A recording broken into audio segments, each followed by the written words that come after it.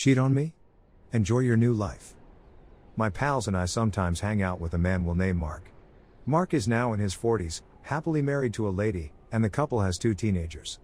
I'll relate this tale as accurately as I can based on what Mark told us. As you are all aware, married life may be monotonous at times due to 9-to-5 jobs, prosaic living in a small hamlet, and the fact that your children are growing up and you no longer have to care after them 24 hours a day, 7 days a week. So you try your best to spice up your life. You acquire a dog, start a hobby, and so on. At least, that's what Mark assumed. He likewise believed that his idyllic little existence would remain indefinitely. Wrong. Mark learned via the grapevine that while he was playing sports, working, and attempting to break the monotony of their lives, his wife, let's call her Mandy, was pursuing her own interests. Hobbies included becoming hot and passionate with another guy from a nearby town. He didn't mind the rumors at first since, after all, they were just that, rumors. But something about Mandy's demeanor began to shift. She stopped laughing with Mark, she became distant, she stopped chatting, she began shouting, she became irritated, and so on. It lasted a few months. This bothered Mark, and when we finished playing soccer, he asked us what we should do. We came up with numerous suggestions, including confronting her. Mark, on the other hand, didn't want to wreck his marriage over a few mood swings and a rumor. So he did what any rational guy would do, /s. He installed cameras around the home. And I'm talking high caliber here. He had cameras in the bathroom, living room, their bedroom, and pretty much everywhere else except his children's room. He gave us an update on his new pastime and setup, and things calmed down for a few weeks. We went out for a couple drinks after a few weeks of soccer practice. We saw Mark wasn't himself, so we questioned as to what was wrong. He informed us that after many nights of resurrecting tape, he discovered that Mandy was definitely cheating on him. He was enraged. They had been married for almost 20 years, they were high school sweethearts with 2 sons, and she had betrayed him. Now comes the vengeance. He didn't approach her immediately away. Mark devised a strategy. He had no trouble gaining the guy's phone number despite living just a few towns away. You've all heard of those annoying advertising businesses who phone you to persuade you to purchase their stuff, right? Mark claimed to be one and told the person with the pretense that he was selling him body cleaning tablets and other nonsense.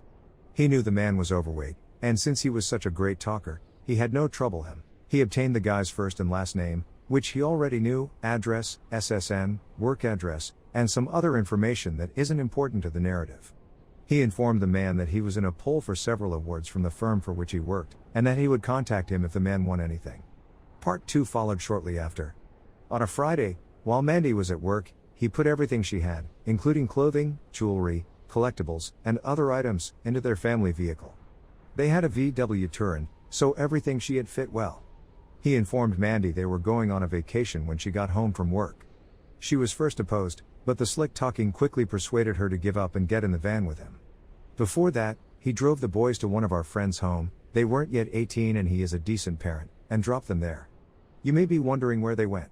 Remember how he referred to the man with whom Mandy was having an affair?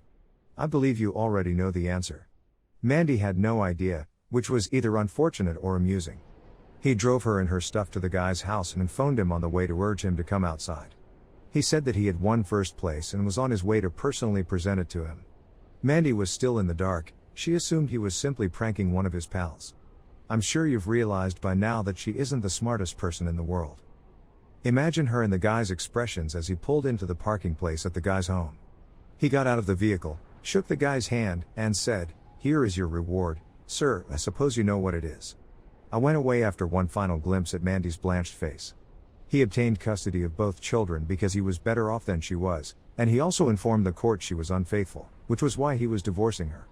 This occurred last year, and as far as we know, the man was an A-grade jerk, and she dumped him shortly after a few beatings and visits to the ER/police station. Mark was able to get over her after some time and a lot of drink, but he and his sons are doing well. They were both old enough to recognize their mother was at fault, yet they still hardly spoke to her when they visit. She attempted to re-enter Mark's life on a few occasions, but he did the wise thing and told her to off. After we went out for a few drinks after soccer, he told us this tale.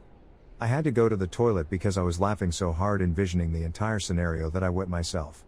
I hope you had as much fun reading this as we did.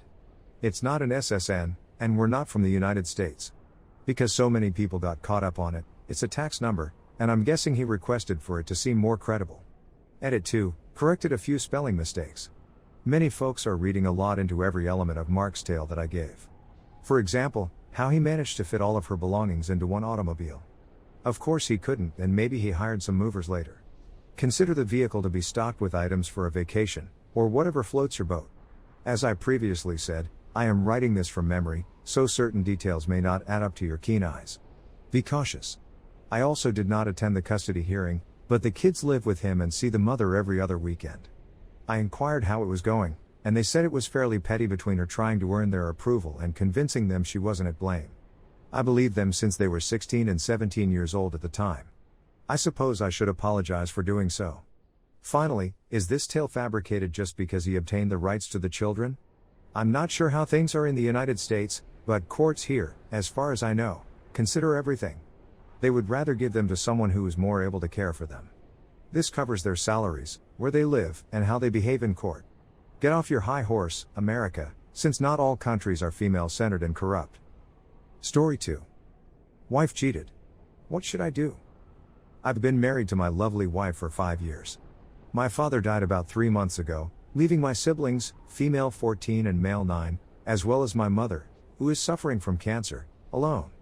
I inherited his company, and needless to say, I became overburdened and left without any emotional support. I have to care for my mother and siblings, my wife is still nagging for children, and I just bought a home and relocated there, prior to my father's death. Now I'm living with my mother while my wife remains at home. Here's the thing, she kept nagging for children even though we weren't ready, and she refuses to provide any emotional support, contact or text me, or even check in on my mother.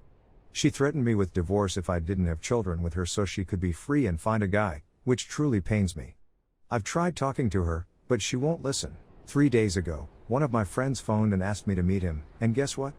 I discovered my wife touching hands with a stranger, kissing him, and being tactile. I departed in disgust and told my mother-in-law everything. She told me that she would attempt to speak to her and make things right, but she never phoned back. When we last spoke, she begged me not to divorce her and urged me to work things out. I can't believe my wife cheated on me, and that man isn't even Muslim. Except for his name, I don't know anything about him. He's considerably younger, but the sense of betrayal, the mental damage, is too much for him. My wife is unaware that I am aware, and I have not contacted her since. I can't afford a divorce since it would deplete my savings. I'm at a loss on what to do. My life seems to have finished before it ever began. I'm befuddled and embarrassed. I'm searching for advice and assistance. Only my mother-in-law, a handful of my acquaintances, and her sister are aware of this. A brief update, I spoke with a lawyer today. She was patient and composed. I told everything to her and she said that in my country, if I file a case for adultery against my wife, I won't have to pay anything except spousal support and the dowry, which I didn't take, so I assume it'll be spousal support.